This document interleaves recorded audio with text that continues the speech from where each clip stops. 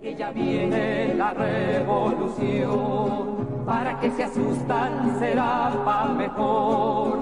Es el pueblo entero el que ya está gritando, ¡viva la revolución! Iranian nuclear weapons development. They have turned the island into a communist hellhole. The experiment in Venezuela has failed completely.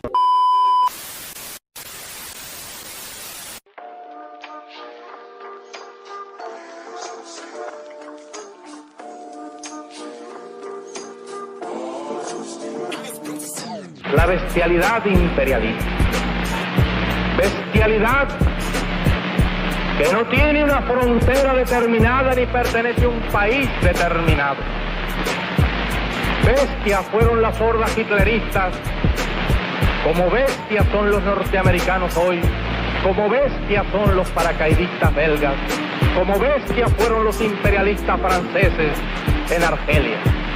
Porque es la naturaleza del imperialismo la que bestializa a los hombres, la que la convierte en fieras sedientas de sangre que están dispuestas a degollar, a asesinar, a destruir hasta la última imagen de un revolucionario, de un partidario de un régimen que haya caído bajo su bota o que luche por su libertad. Y la estatua que recuerda a Lumumba, hoy destruida pero mañana reconstruida, nos recuerda también en la historia trágica de ese mártir de la revolución del mundo, que no se puede confiar en el imperialismo, pero ni tantito así, nada.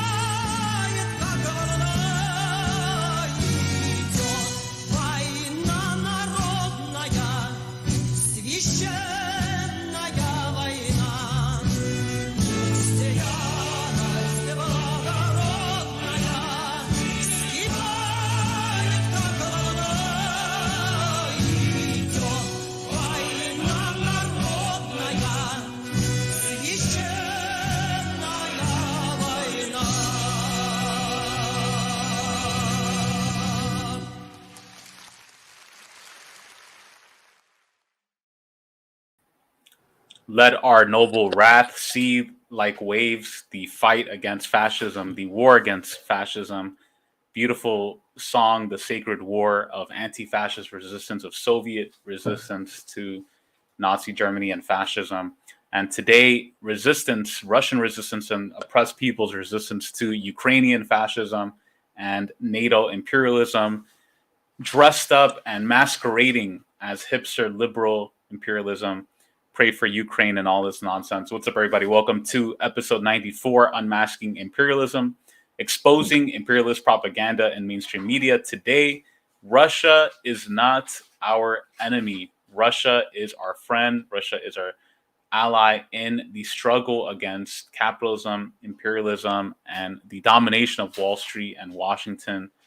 Regardless of whatever you think, even if it doesn't meet your perfect ideological checklist, Russia is not our enemy. Russia is a nation with many peoples worth defending, and the empire is trying so hard to invade and overthrow Russia and gain consent for it. Today, we're going to expose mainstream media lies about Russia's anti-fascist operation in Ukraine. It's been a while. We haven't really covered Russia and Ukraine in a bit, but I wanted to do an update with you all about what's going on because a lot has happened. We're going to review the latest on Ukraine and NATO's hybrid war against Russia, right? It's always framed as Russian aggression, Russia's war against Ukraine, but in reality, it is Ukraine and NATO's war against the Russian peoples and oppressed peoples in the region. We're going to discuss why large swaths of oppressed communities in the region have chosen to join the Russian Federation. Several provinces of so-called Eastern Ukraine that have now joined the Russian Federation. Why is it that people are joining? I thought everybody was supposed to hate Russia. We're also going to talk about how corporate news serve imperialism by brainwashing us to hate Russians, how we're programmed into believing this nonsense, and also exposing the fake leftists, the fake liberals who incorrectly defend Ukraine's fascist government and even try to give Ukrainian fascism and nationalism a socialist edge to it. I saw some idiot the other day on the highway that had a Ukraine coat of arms flag, and it was like "Kill Putin," and it had like a fist, and I was just like, "What the fuck? This guy's confused." So we're gonna talk about that most importantly, because that's especially for us in our community, in our little corner of YouTube, within the communist left, the Marxist left. That's a big problem that we're facing, is people supporting Ukrainian fascism and branding it as revolutionary. Joining us today is my longtime friend, an amazing comrade, flame of liberation, and anti-imperialist activist and content creator based in New York. Shout out to New York, where I'm from. Flame of Liberation was founded in 2015 to correct the historical record on revolutionary anti-imperialist movements and leaders and to provide a truthful analysis of current events. Please subscribe to the Flame of Liberation. Link is in the description. Amazing videos. I think at this point, this comrade's video on Baathism is probably up to like 25, 26K views. Especially if you want to know what is really true about Baathism and Iraq and Syria and Palestine, go to his channel. Amazing, amazing content. How's it going, comrade? Yeah, great to be with you. Yeah, and this is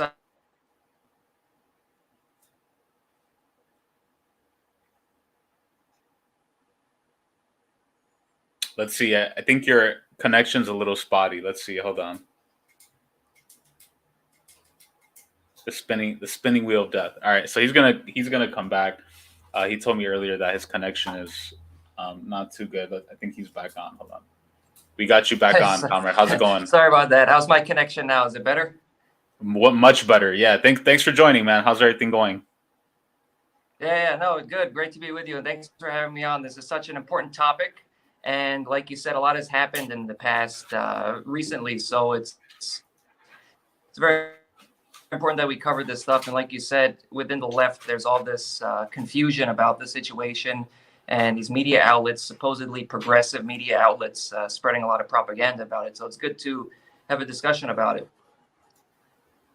Most definitely. And for everybody who's watching and listening, if you have any comments or questions, please feel free to throw it in the chat. We're going to talk about Russia and Ukraine.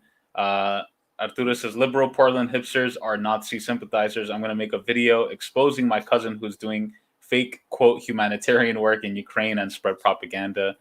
Such a very true point. There's a lot of these fake NGOs coming out there that are saying pray for Ukraine and doing all this nonsense. And they are definitely part of this imperialist complex that is pushing for war. Holly Horn, how's it going, Holly? Kevin says the American so-called left supporting fascism is actually anti-communist, most definitely. So if you guys, and also 1959 Bandera gone on this date.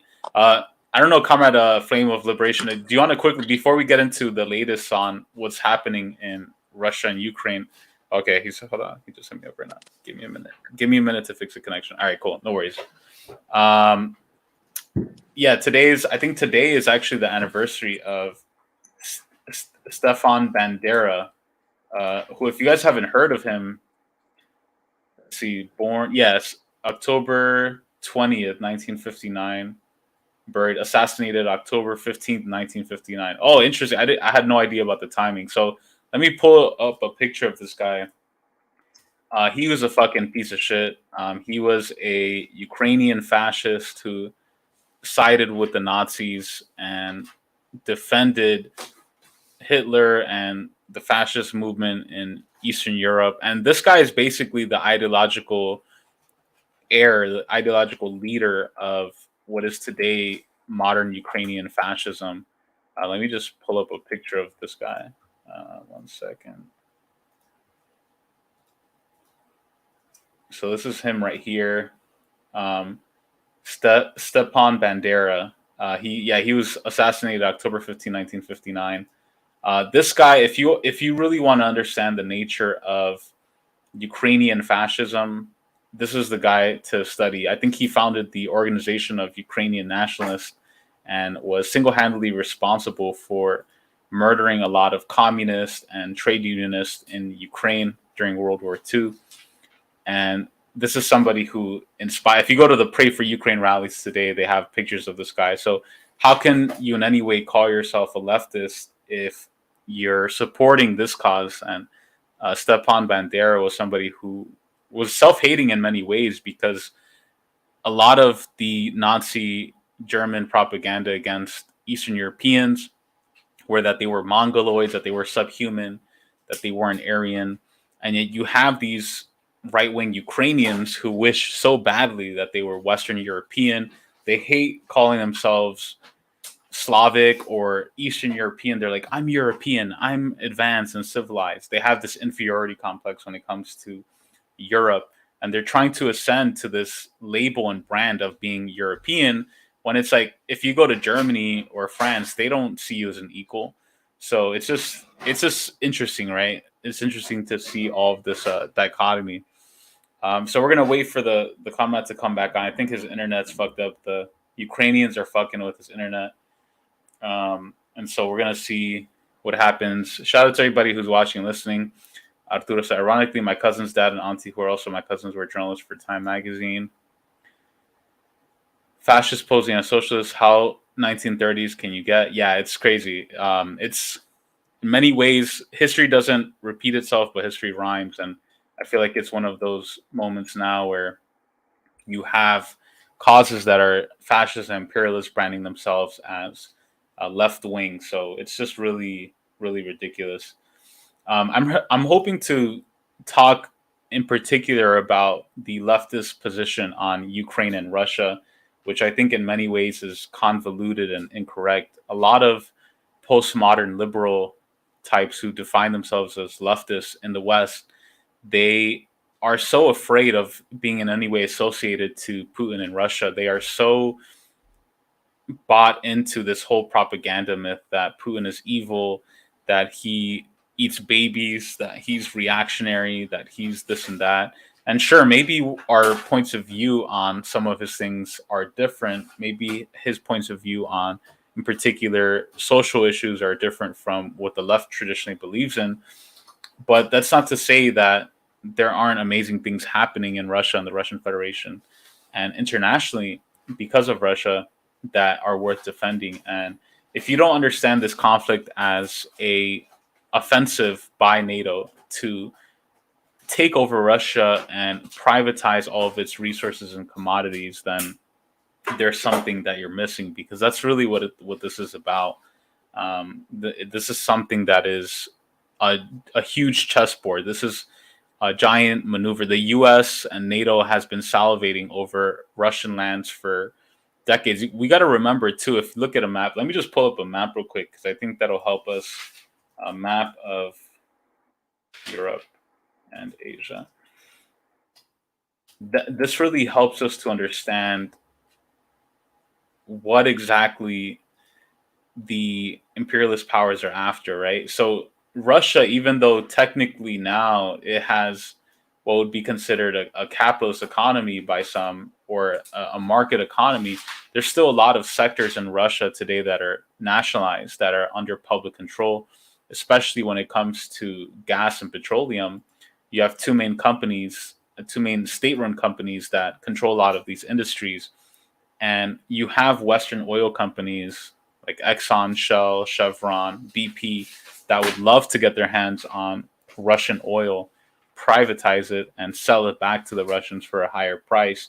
Meanwhile, Russia's able to use its own oil for its own needs and not depend on anybody else. So this is something that's really important to keep in mind whenever we're talking about Russia and Ukraine. And the same with China as well. The whole offensive on Taiwan, the stoking of tensions in the South China Sea, U.S. arming and training the so-called Taiwanese opposition. This is all part of their grand strategy. So I think we do have Comrade Flame of Liberation back. How's it going, man? You all right?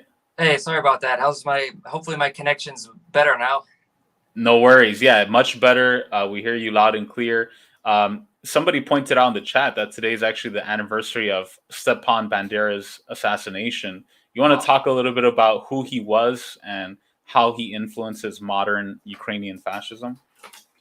Yeah, Stefan Bandera, he was a Ukrainian ultra-nationalist who led the Organization of Ukrainian Nationalists and the Ukrainian Insurgent Army, which collaborated with the Nazis in World War II, and they committed horrendous massacres against all kinds of people, not just against Russians, but against Poles, against Jews, and other ethnic groups. And truly horrendous guy, truly horrendous ideology. And after the end of the Second World War, he fled westward, and he was basically picked up by the U.S. and the CIA started supporting him. And during the Cold War, a lot of the Ukrainian ultra-nationalist propaganda against Russia, the Soviet Union at the time, came into the mainstream. So a lot of the roots of a lot of the anti-Soviet, anti-communist, and now used as anti-Russia, a lot of that propaganda stems from these ultra-nationalists like Stefan Bandera, who, if you look at what he has to say, he's a complete fascist, basically Nazi himself, who wanted to do ethnic cleansing of all groups, not even just Russians, all ethnic groups in Ukraine that he and his ultra-nationalists didn't want.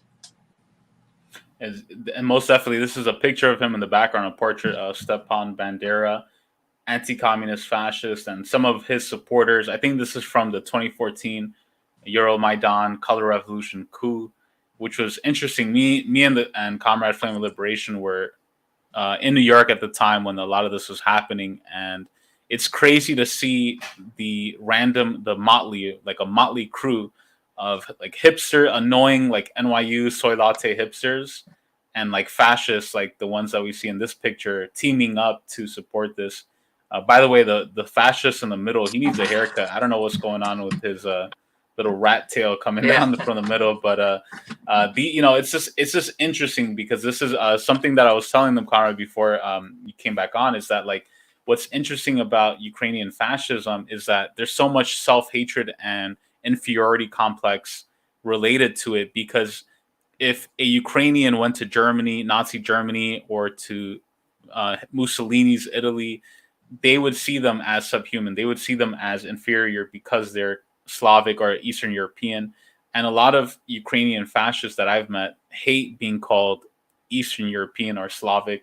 They just want to refer to themselves as European, and they see themselves as distinct from Russia, even though the modern Russian civilization that exists today has its roots in Ukraine and Kiev, and was actually named the Kievan Rus for thousands of years ago as the roots of its civilization. So they're totally intertwined and intermingled.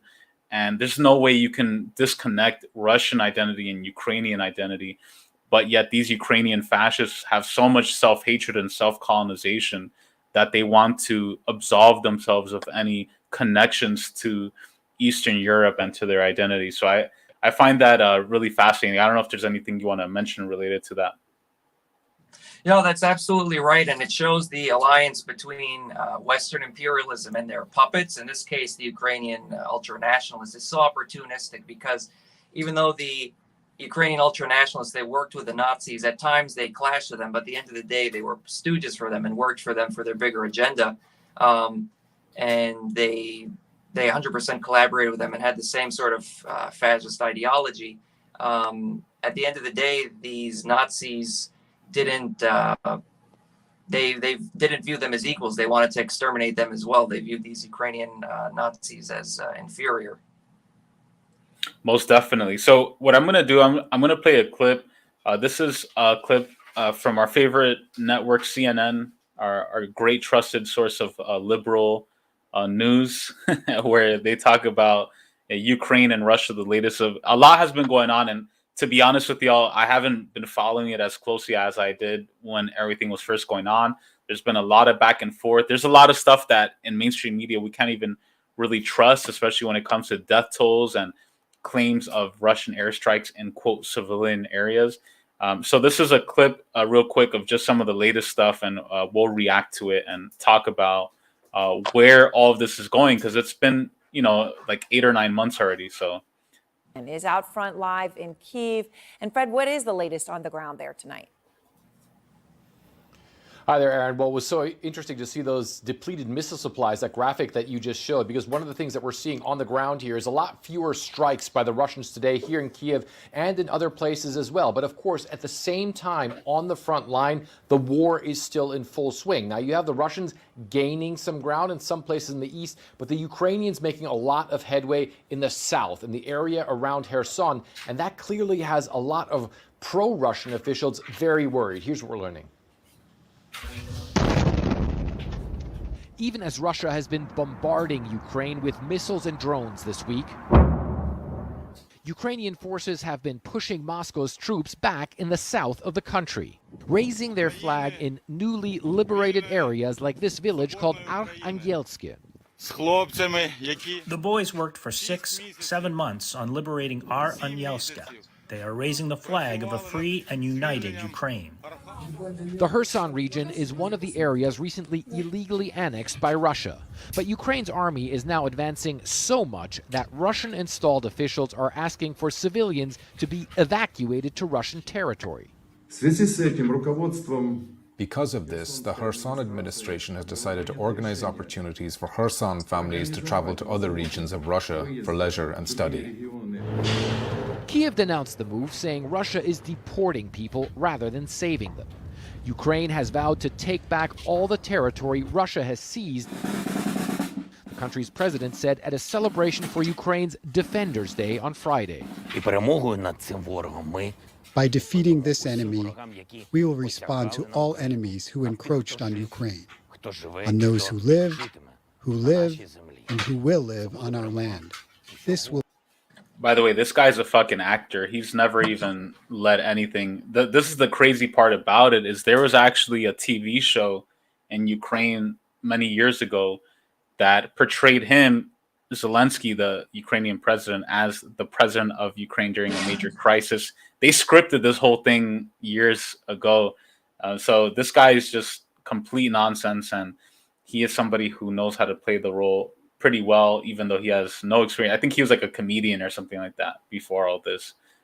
So it seems like there are the provinces in quote unquote Eastern Ukraine that are a Russian majority that have voted to join the Russian Federation for a long time. We've been following these regions, especially like Donetsk, Lugansk. There's a few more. And recently also the Ukrainian fascists blew up a bridge in Crimea. That Crimea is a very geopolitically strategic area for Russia. But then it seems also the Ukrainian fascists are claiming victories in these other regions. So, Comrade, what do you think is going on, and where exactly do things stand right now? Yeah, well, there's certainly been a lot of updates on the actual on-the-ground fighting and the whole situation of who controls what in Ukraine and the Donbass. I think it is clear that Russia is shifting its strategy. That's absolutely clear. They came in too light, and a lot of analysts pointed that out early on, that Russia really came in not heavy enough, despite all the propaganda of the Western media, outlets like CNN, all these other corporate media outlets. They really came in too light. And it was a special military operation, not like a full-scale war. That's what they're trying to keep it as. But with NATO's response, with the full backing, like massive resupplies of Ukraine, like an unlimited resupply of Ukraine, basically, it's become clear that this is not possible to be done within the scope of a special military operation. It's going to need to be done on a larger scale, and that's what they're preparing for. It is true that Russia, it's absolutely true, you look at the maps, Russia has pulled back from a lot of territories, but the way the Western media and the Ukrainian government's trying to portray this as if they're losing is not the case. It's true that they have, you could say, maybe made a blunder in the sense that they, in hindsight, it's very easy to say, and from the sidelines, it's very easy to say that they made a mistake not going in heavy enough in the beginning. But we also have to take into consideration that the Russian government couldn't necessarily just go in full force in the beginning, because we know how NATO and the imperialists operate, and they were trying to do this a little bit early on. They try to organize, color revolutions through their NGOs and CIA and stuff like that. And in the beginning, there were some small protests against the special military operation. And I think probably what the Russian government was considering about trying to do it smaller scale was that if there was a larger scale war and more people more Russians sent into it, that would potentially have more opposition and give the potential for a CIA, NATO, Western-backed color revolution. So I think that may have been their thinking. So as much as it's easy to say they made a mistake not going in heavy, I think they probably had other considerations that they had to take into account why they couldn't. But it looks like they're going to be handling it now that it's become clear what it takes to take care of the situation. They're going to be sending in bigger forces. And if you look at the numbers, it's amazing that Russia was able to pull off what it did, to be honest. I mean, when you're doing a quote-unquote invasion of a country, you generally need numerical superiority, not just even numbers. And they didn't even have even numbers. They had numerical inferiority. The Ukrainians had much more troops, and now they have way more troops. Ukrainians, despite all the propaganda that the media has been saying about Russia conscripting old people and all this fake stuff, that's what Ukraine is actually doing. And from the beginning, Ukraine was handing out rifles to any criminal on the street in Kiev and opening up the jails for people to go and fight. So no, that's actually what Ukraine was doing from the beginning. So Russia, the issue was that they went in with numerical inferiority, and they actually did very effectively considering the numbers that they sent in.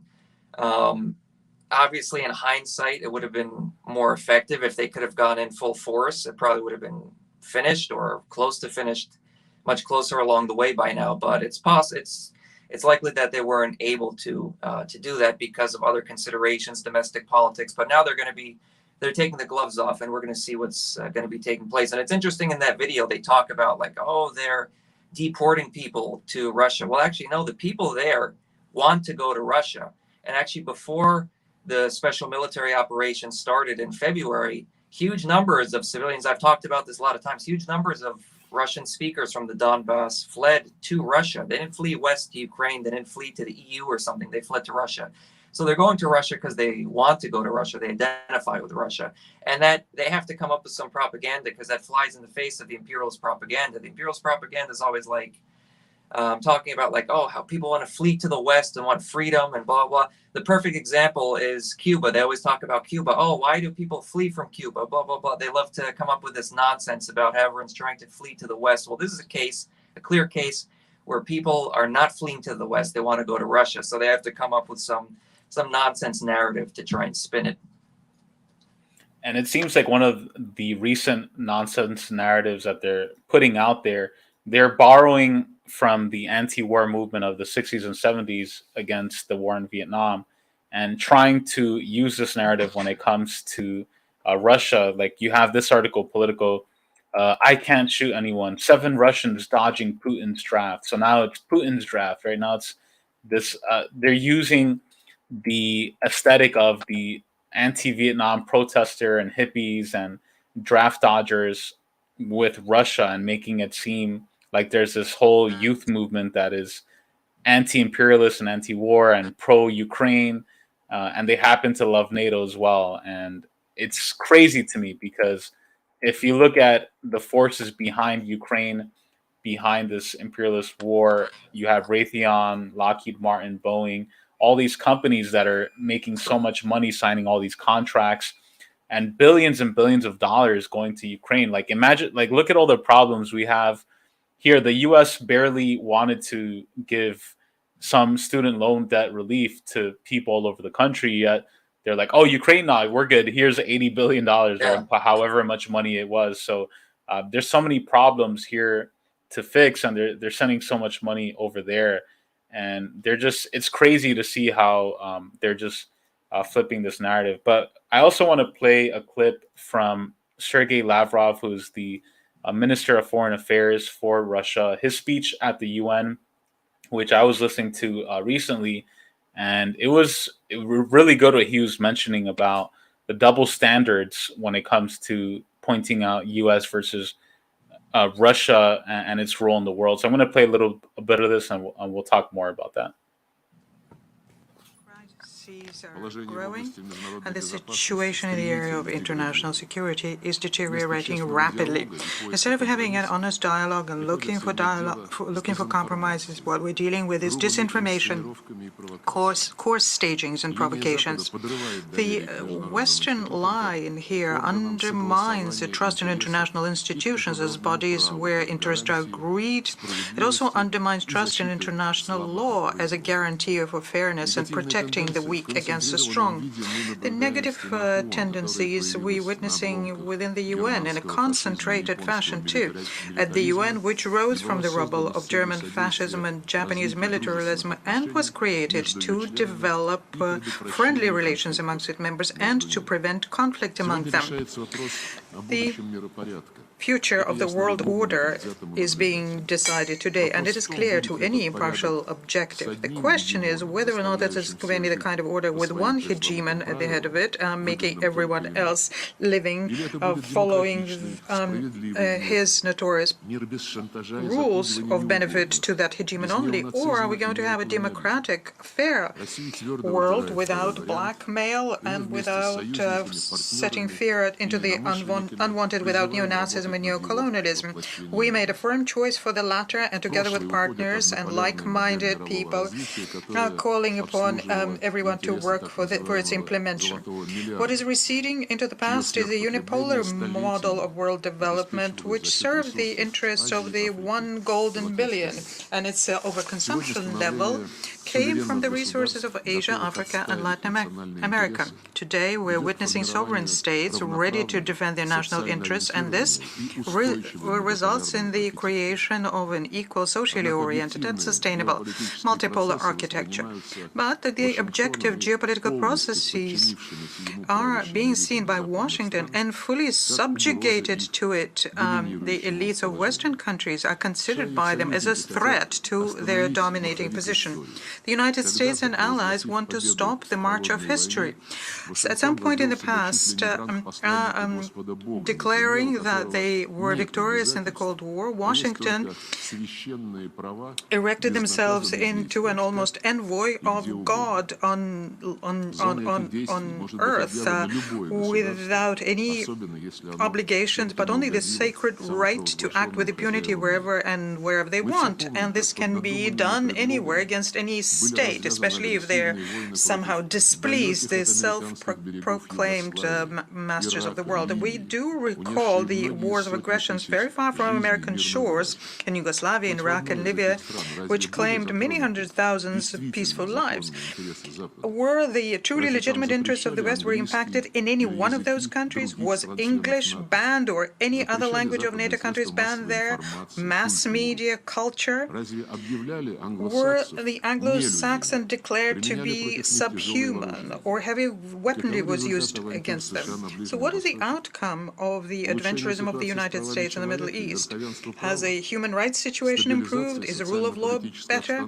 The socioeconomic situation may perhaps stabilized, or people's livelihood is better? Name a country where Washington interfered by force and where, as a result of that, life improved.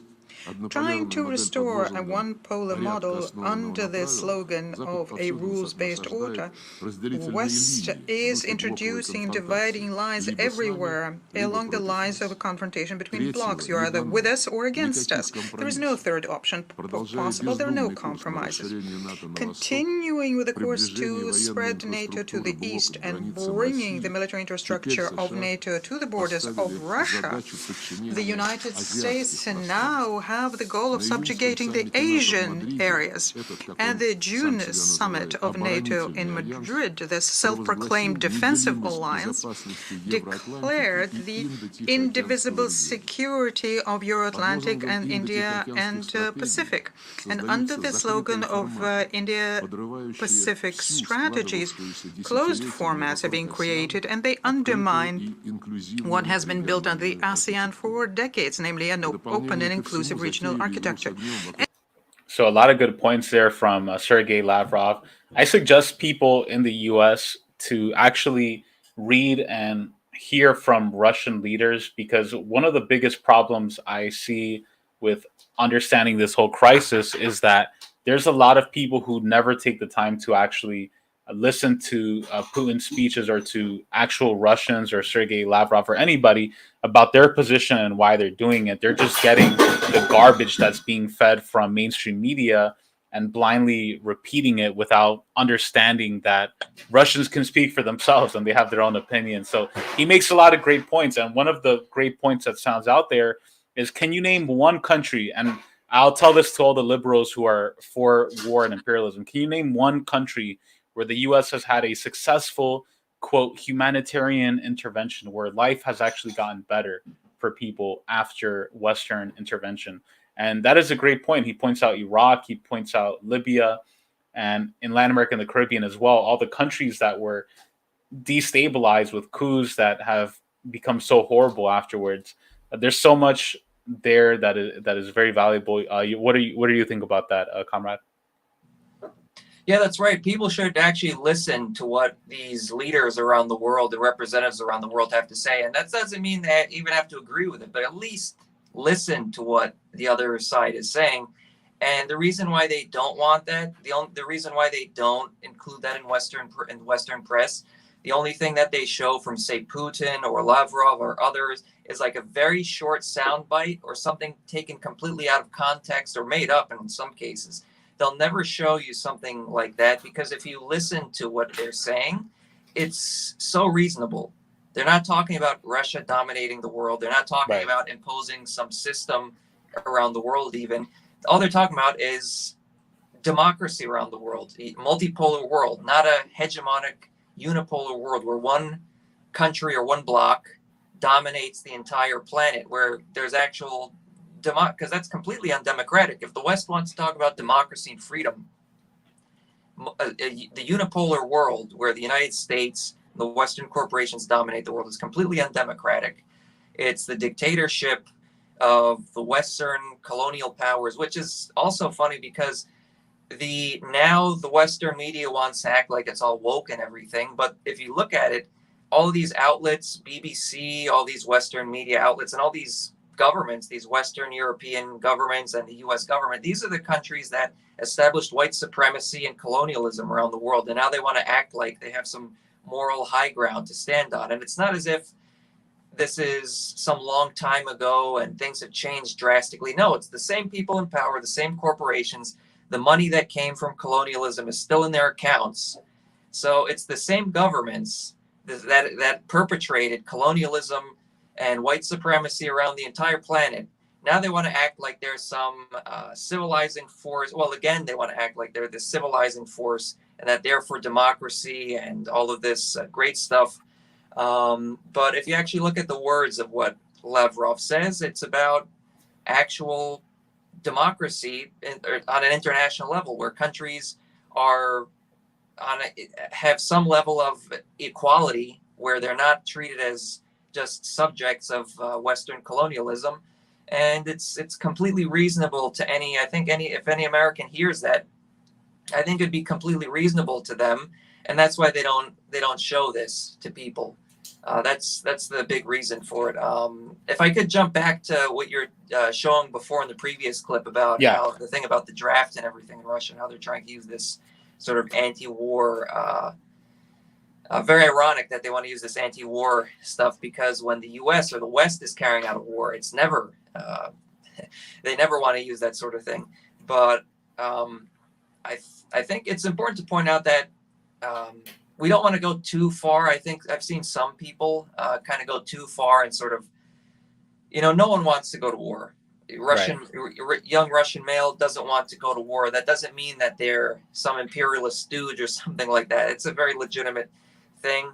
Nonetheless, the war in Ukraine and that Russia is engaged in is it's of a totally different nature than imperialist wars, what the U.S. has carried out. So there is a necessity for Russia to defend itself, but nonetheless, not everyone in the country necessarily understands that. And a lot of people just naturally, they don't want to go fight and potentially die, which is a totally natural thing. But the way they portray it, they make it seem as though it's way bigger than it is.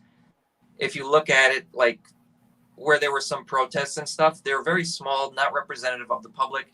And in fact, where there are big demonstrations in Russia, there are huge demonstrations in support of the operation, in support of removing the Ukrainian NATO puppet regime and demilitarizing and denazifying Ukraine. There's massive support for that, unlike these protests that they want to show for against the Russian government. So that's as normal. They take this stuff out of context. They don't show you this stuff.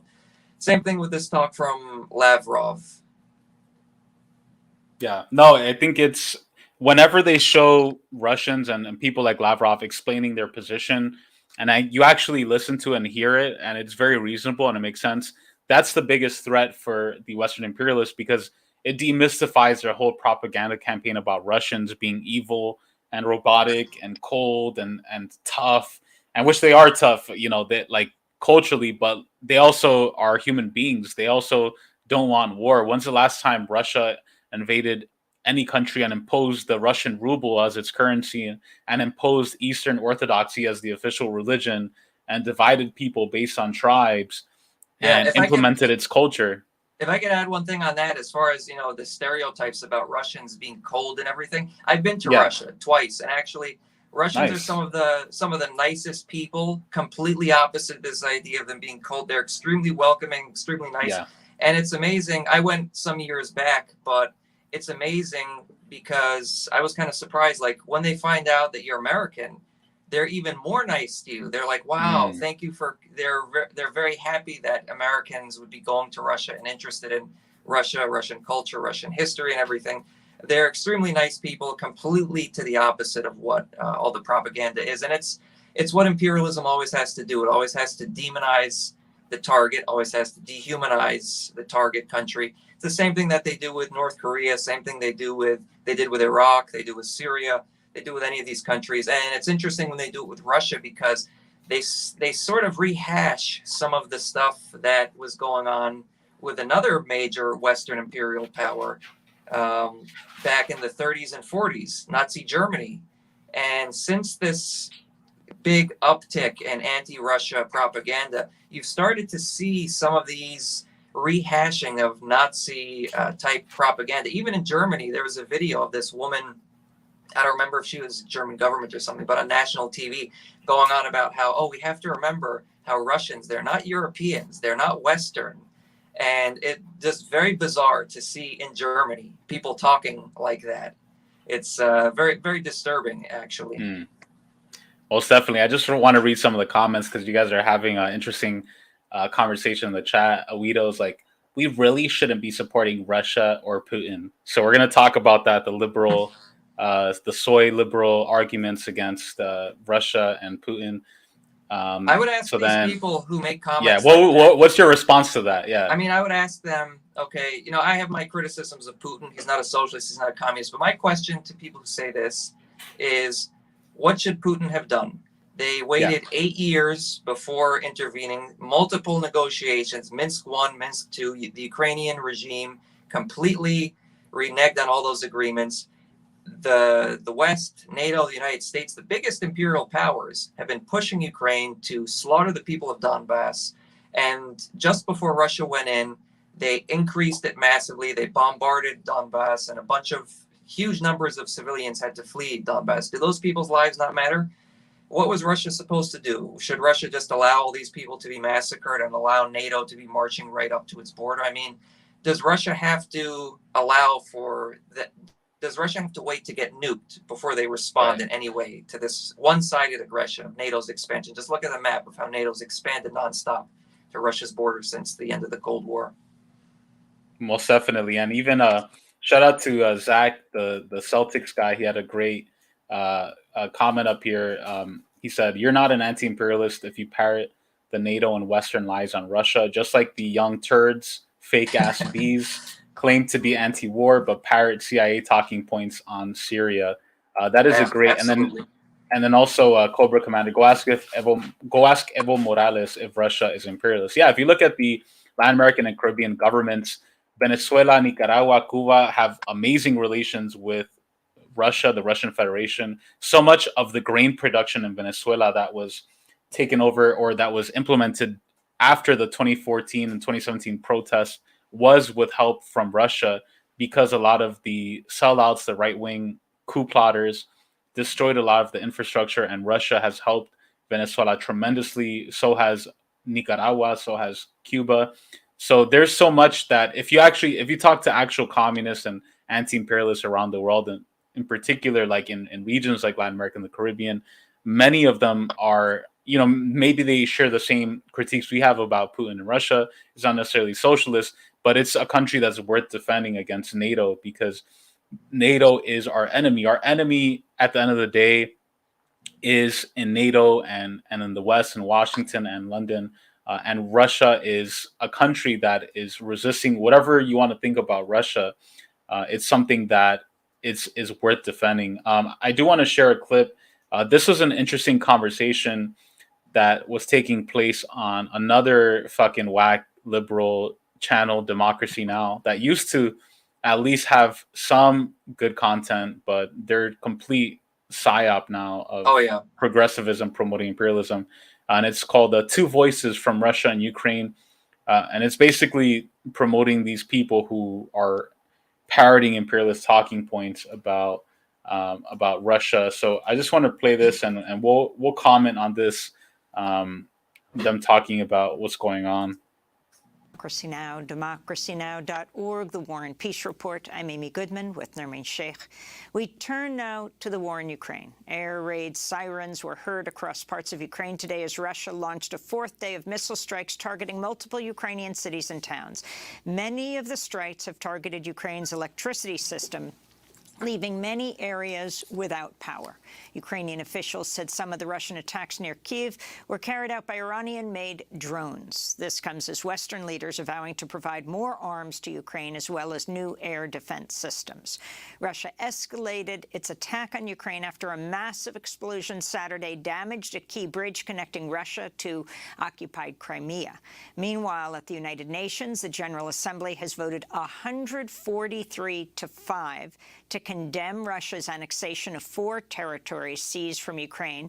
The 4 countries joining Russia were Belarus, Nicaragua, North Korea, and Syria. This is Linda Thomas. Amazing countries. US Ambassador to the United Nations. The United Nations will not tolerate attempts at illegal annexation. We will never recognize it. These United Nations will not tolerate seizing a neighbor's land by force. We will stand up to it. These United Nations will not tolerate the destruction of the UN Charter.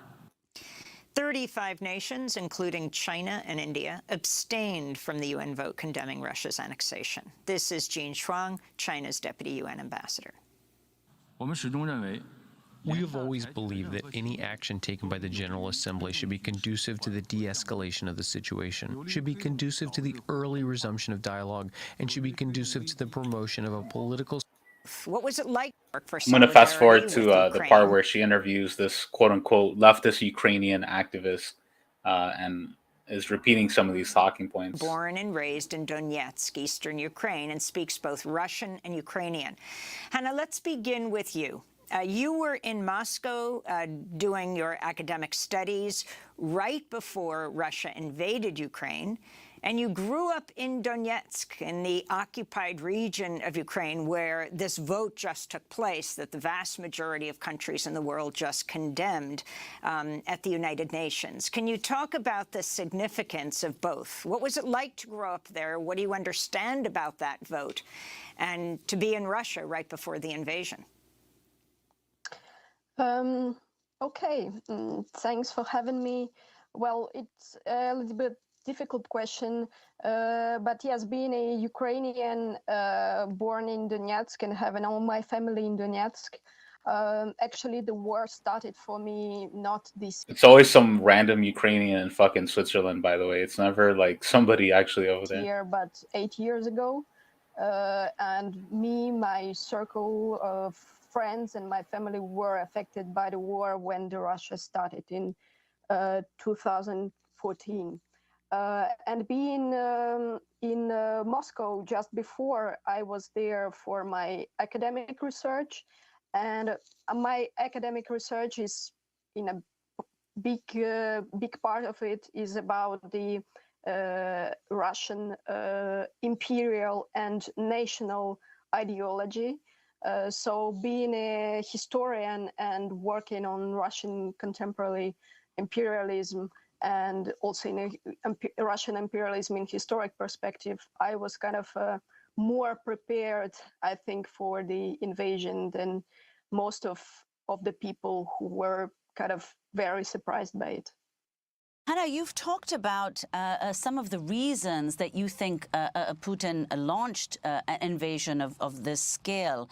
And you've also argued that we need to take into account the national and imperial dimensions of the relationship between Russia and Ukraine, and that the resistance that the Ukrainians are putting up is most analogous to anti-colonial struggles. Could you elaborate on that?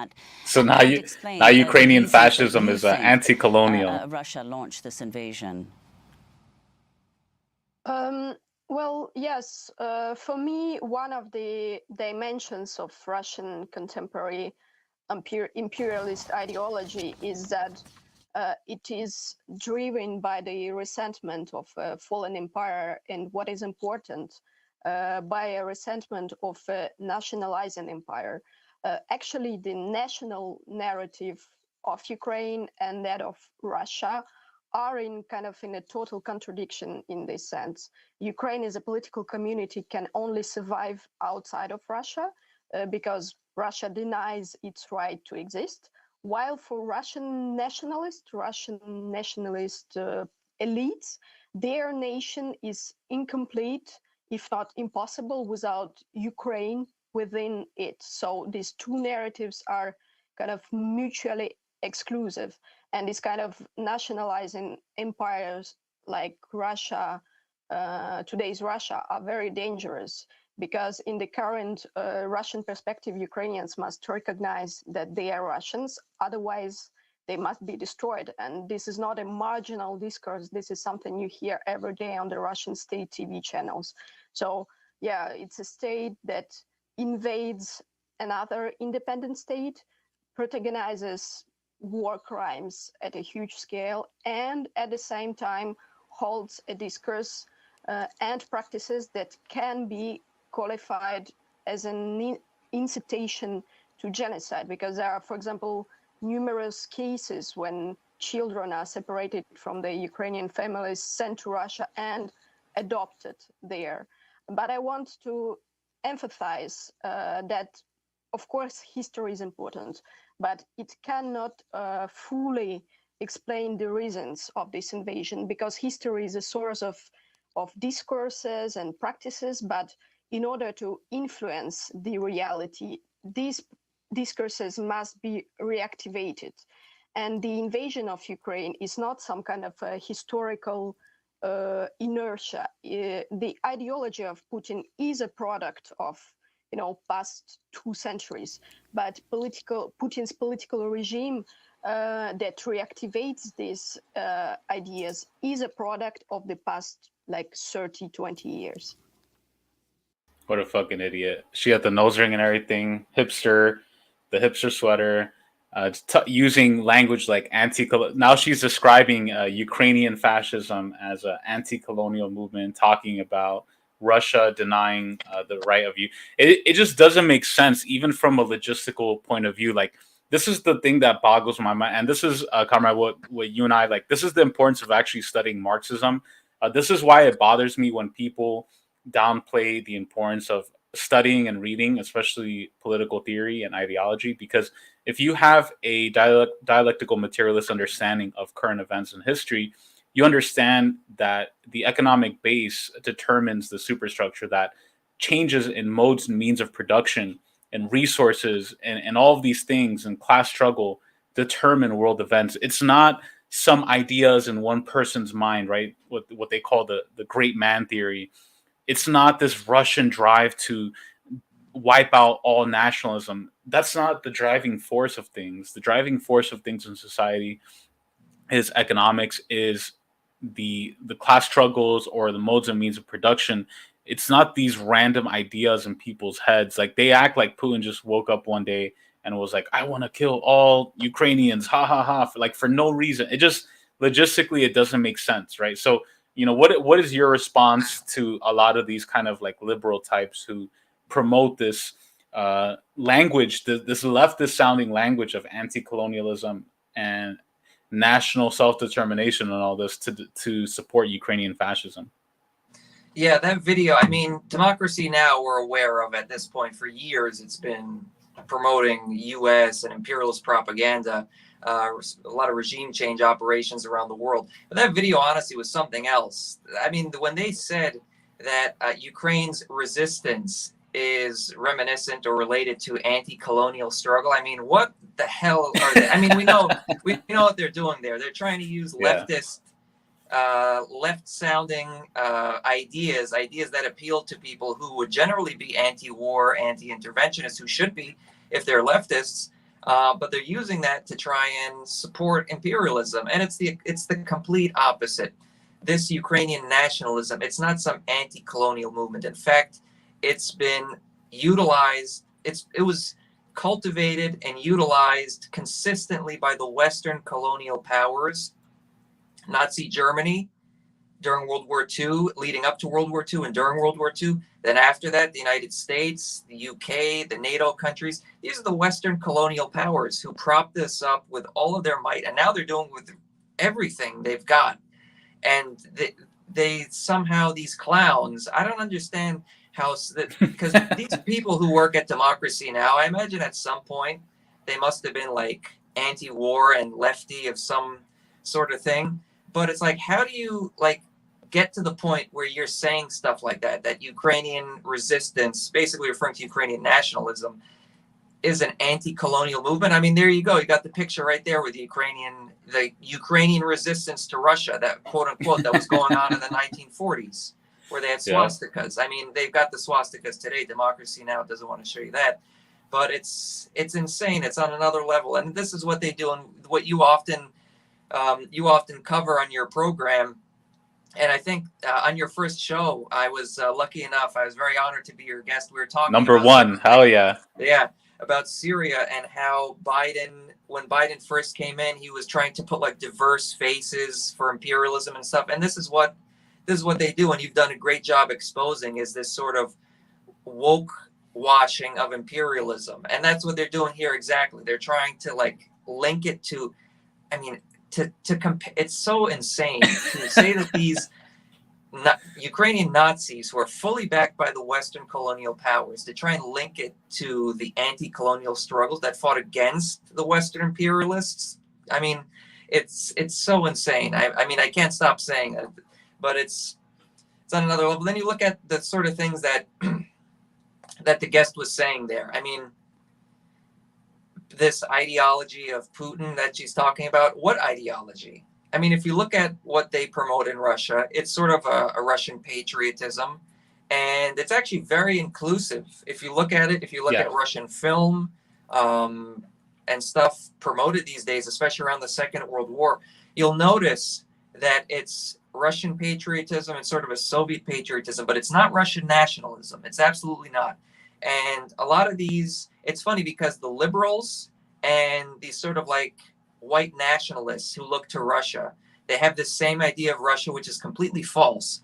They have this idea that Russia is like this nationalist stronghold of this ethno state and blah, blah. But if you look at actually Russian media and like films and stuff, they go out of their way to portray not just the Russian people, but the people from Central Asia, the people from the Caucasus, the Muslim populations, the various populations who came together to defeat Nazi Germany. They make it clear that it wasn't just Russians, it was the people from the vast territories of the former Soviet Union, Eurasia, all of the nationalities who look so many different ways, who came together to defeat the Nazis. So when they talk about this imperial ideology and all this nonsense, it's like, okay, give me the examples. What are you referring to?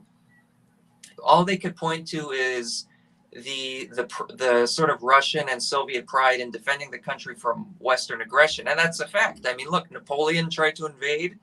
Then in the Russian Civil War, you had so many countries, including the United States, invade Soviet Russia on the side of the Tsarist forces against the Bolsheviks. France, UK, all these Western powers invaded Soviet Russia at the time. Then in the Second World War, Nazi Germany, not just Nazi Germany, basically the first, it's funny, people, a lot of liberals and establishment people think it's a crazy thing to compare NATO to the Nazis, but actually the Nazis were sort of the first iteration of NATO, if you think about it, because what did Hitler do when he invaded the Soviet Union? He created a European alliance of countries to invade the Soviet Union, an anti-communist European alliance, and it wasn't just Germans that invaded the Soviet Union. It was fascist Italy, it was Finland, it was Hungary, it was a bunch of these Romania, a bunch of these European satellite states of the Nazis that invaded the Soviet Union. And so NATO picked up the pieces from there and tried to create a second European, Euro-American alliance against the Soviets, and of course picked up a lot of these Nazis who were very well known. A lot of the leaders of NATO were in the German military and were Nazis. So it's a continuation of that. But yeah, it's really unfortunate that democracy now is doing this sort of thing, but it's not a surprise because we saw it in Syria, Libya, even in Bolivia, a case where it's like so blatant and so blatantly, so much blatant racism. That coup that happened, they were promoting propaganda there to support the coup. And it was Trump as president, which is another funny thing because they want to act like they're so against Trump and everything, but they're supporting Trump's foreign policy. So it's, democracy now, it's really unfortunate, but it is what it is. That's one of the main strategies of imperialism today, is using national liberation, subverting it and using it for the purposes of empire. That's a great point you mentioned about Bolivia, and they do the same thing with Nicaragua as well. In Bolivia against Evo Morales, they paid like 2 or 3 indigenous dudes, dressed them up, and were like, here are indigenous people who oppose Evo Morales. So now all these indigenous people are fighting a national liberation struggle against this oppressive regime, even though Evo Morales himself is indigenous. In Nicaragua, the same thing. You had the CIA supporting the Miskitu people, and not even a majority of them are against the Sandinista. Many of them support the Sandinista revolution and took part in it. And actually, one of their great accomplishments was winning over 50% of the lands of the country as autonomous regions for Afro-Indigenous peoples.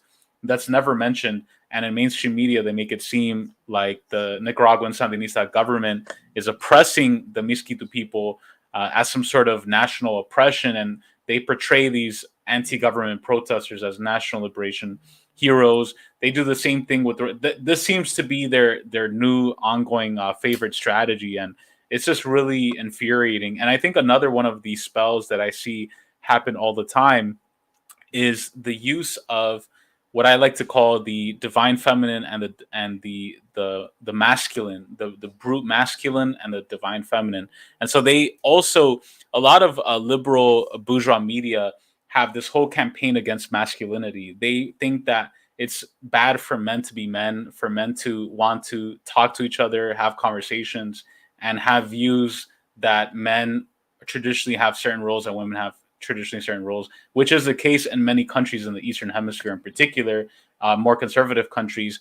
And so anytime you have a masculine man like Putin, or even going back in history like Stalin, that actually defends their people, they're always portrayed as evil, and they'll portray countries that they're backing with aspects of femininity. So if you notice, like the portrayals of Ukraine, even the language they use is like she, and they'll use like women, and they'll try to subvert femininity and make Ukraine seem like this poor, helpless woman that's being attacked by this evil Russian guy. That's, and we see the same thing happening as well in the Middle East with Israel, where they talk about Israel as like a female characteristics, and we need to save Israel. And if you listen to the way evangelicals talk about it, they even describe Israel. They use a word called Shekinah, which is like a divine feminine goddess to define Israel. And the Muslims and the Palestinians and the Arabs are like these brute men who are just violent for no reason. So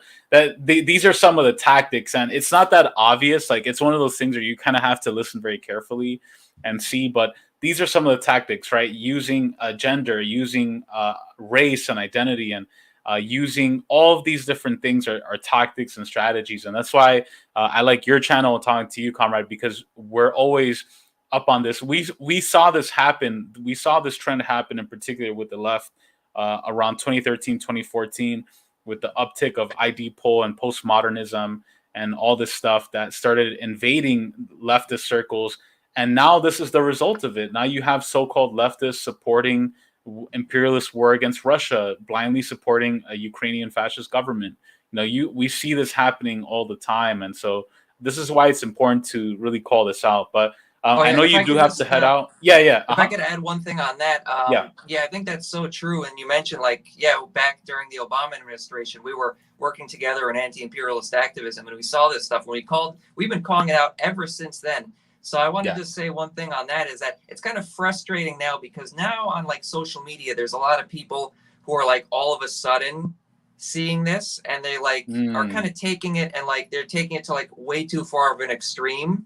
I'm sure you've probably seen it, and they're coming up with all this nonsense, and it's okay, maybe this is new to these people. We've been following this from the beginning.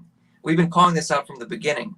So maybe these people, they should be a little bit more modest in their view of these things, and not take it to such an extreme where they're going too far in the opposite direction. That's something that I've seen that's kind of annoying. But yeah, we've been seeing this since, especially since the Obama administration. They were using this sort of stuff heavily, and it's been going on consistently since then. It's something that we have to keep calling out, and it's not always trendy or hip to call that out, because whenever you call that out, immediately you get associated as being sexist or racist or full of hate or this and that. It's no, we have to be aware of this, because their strategies and techniques are so much more advanced. And what they do is that they learn. The imperialists are very smart. What they do is that they listen, they learn by the way the left speaks. They see what the left speaks and how they talk and how they interact, and they take the good ideas and incorporate them into their own model. Because this old classic model of the Cold War, of going in and saying, America's number one, we're going to go in and bomb the crap out of countries, that model is done. That does not work. And what was the result of that? The Vietnam War, anti-Vietnam War uprising, anti-imperialist movement in general. So now the strategy is hipster imperialism, human rights imperialism, woke, pink imperialism.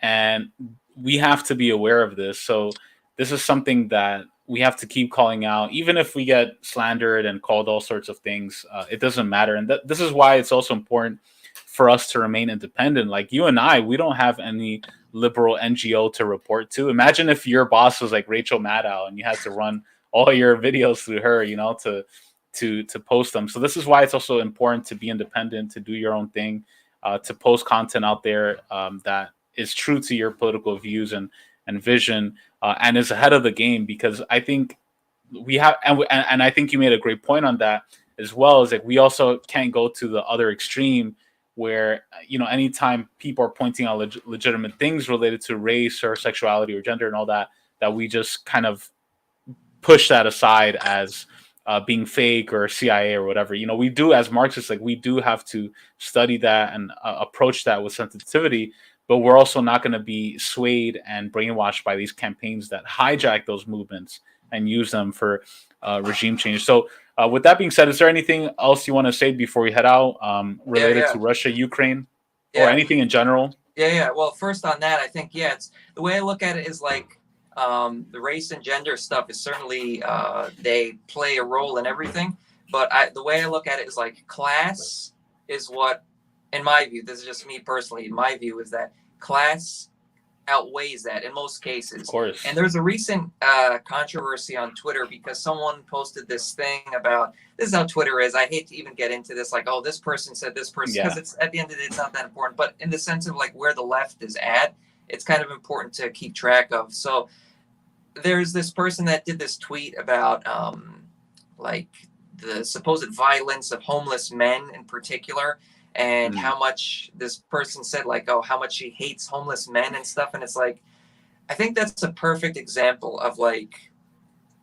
the issue of like the identity politics, where it's like you're punching down at the most the people who are like the worst off in society because they're men. It's like very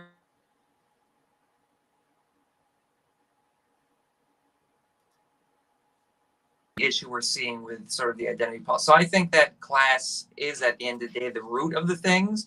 Yeah. But what I'm sort of referring to is like people going too far in the opposite direction, is like people acting like they're conservatives or something. Communism is not conservative. That's 100%. Yeah. Communism is not conservative. It's not liberal either. But that's the problem. We have the issue of the synthetic left where they want to act like, oh, communism, socialism is just an extension of liberalism, which it sure as hell is not.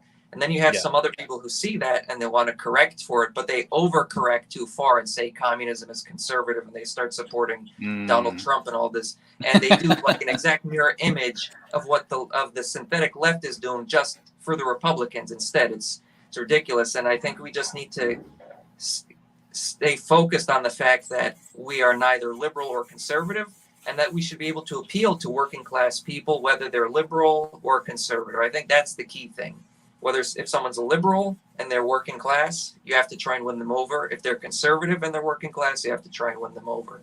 So I think that's the thing with that. But as far as the whole situation with Russia, Ukraine right now, there's a lot of propaganda going on, but the reality on the ground will be what decides it, not what CNN says, not what Democracy Now! Says, not what anyone says on Twitter. And while Russia has had a setback recently, they are preparing to correct that. And once that happens, we'll see how it's going to go. I have faith that Russia will take care of the situation. I think they're taking the proper measures right now. They had some difficulties in taking care of it, as I described. It may not have been possible. It's easy in hindsight to criticize and say that they should have gone in full force, which they probably should have. But it was just that they had to take into consideration domestic issues. But now that they have gone on this course to go all in, I believe that they will be able to settle the situation. And in the coming weeks and coming months, once these reinforcements arrive, we'll see what the true story is on the ground. Most definitely, well said, and I definitely agree with you, man.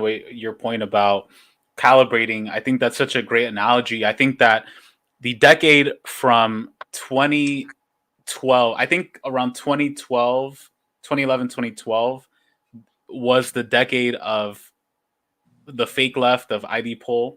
And so like from 2011, 2012 up until like 2021, 2020 around there, it was like all this woke stuff, right? It was like if you don't use the right pronoun, you're homophobic. If race and gender comes before class, and the attempt to remove class from all discussions of Marxism, that was the era that dominated, right? And what we're seeing is sort of the death throes, the ending of that era, where people are realizing, hey, actually this postmodern shit is a lot of bullshit. Like, first of all, half of it doesn't make sense. And yes, I have more in common with somebody who's working class and of a different race, and not somebody who's just the same race but of a different class. Like a lot of the whole label of economic reductionism or all this stuff, right? So that era, that liberal ID poll fake era, is like coming to an end, and many people have come to their senses. But as you perfectly said, like the pendulum shifted the whole other way, where it's like, make America great again, and Trump, comrade Trump, and all this stuff. And it's like, hold on, like we're not going that. It's a false dichotomy, right? And it's like we're just presented with these two shifts, and it's like, no, like let's stick to objective reality. Let's stick to the science of dialectics and materialism, and understand that as communists, like we're not in any of these liberal or conservative camps. Like we're supposed to be the ones who show the way that other peoples have around the world, of understanding class issues, of understanding race and sexuality issues. And I think that's such a well point that you said. Like if you and I had this conversation 10, 12 years ago, it would sound the same. Like we weren't 10, 12 years ago, like we still promoted LGBTQ rights and women's rights and racial rights for oppressed nationalities, but within this framework of understanding that economics is the primary contradiction, imperialism is the primary contradiction. And we're still saying that today. But it seems like for many people who haven't been studied or well read on these things, it's kind of shifted back and forth. And this is why I tell people, like, including myself, right? I'm not trying to act like I know everything, but like we have to study these things properly and be guided by scientific socialism, and not just whatever trend is out there that's moving back and forth. So well said, man. Everybody, please check out Comrade Flame of Liberation's channel. He has had a really great stream recently about Palestinian Baathism with a Palestinian comrade. An amazing stream. I learned a lot. There's so much in particular when it comes to Iraq and Baathism and the Middle East. There's so much that I don't know related to that whole region. And it's important to study that. I myself, like, there's so much that I don't really understand. So I tell people, check out his channel. Like, he has amazing information about that. Be sure to share that video. It's a really great conversation. Thank you so much, comrade. I hope you have a great weekend. Thank you so much for joining. Peace out, man. Thank you, bro. Take care. We're going to go out to some, you too, man. We're going to go out to some music. I hope you guys have an awesome weekend. Hands off Russia. Russia is not our enemy. Our enemy is in Wall Street and London. Peace out, everybody.